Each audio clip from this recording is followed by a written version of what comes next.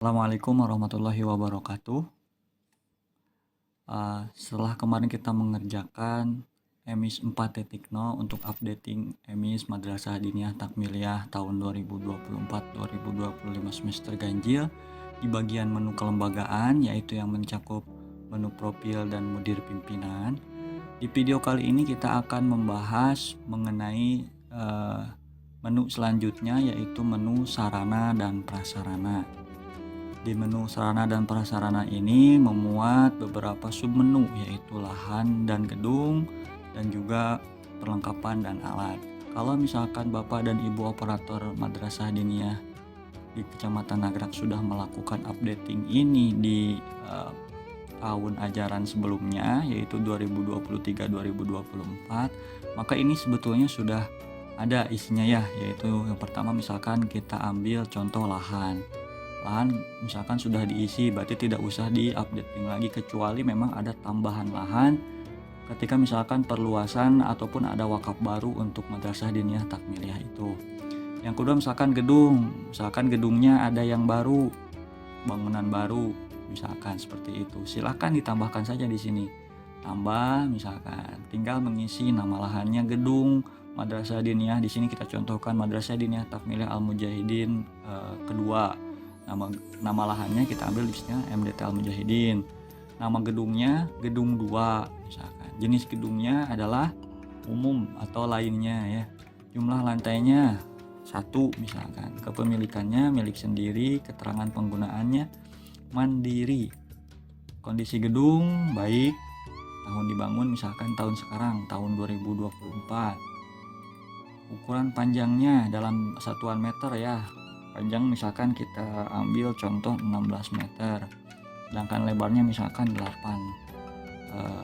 maka akan otomatis luas bangunannya terhitung secara otomatis ya di sini ya. Selanjutnya ada luas lahan yang digunakannya untuk penggunaan kelas dan lain sebagainya berapa meter, misalkan 128, di sini luas bangunannya berarti 128. Sebagai sertifikat ya misalkan ini nama gedungnya tinggal isi misalkan gedung 2 tadi ya, tinggal disimpan saja kalau misalkan memang ada pembuatan gedung yang baru. Selanjutnya setelah lahan gedung dan ruangan, kalau misalkan ada tambahan ruangan silahkan dimasukkan, misalkan pembuatan WC baru, silahkan WC-nya selain ruang kelas juga bisa dimasukkan masjid, musola, ruang guru, ruang kepala, toilet, kamar mandi siswa laki-laki maupun siswa perempuan. Itu saja untuk lahan dan gedung. Selanjutnya ada perlengkapan dan alat. Air sanitasi itu sudah bisa tinggal diisi saja ya semuanya ya di sini. Misalkan sumur terlindungi, sumber air untuk tidak ada, cukup setiap saat dan lain sebagainya di sini.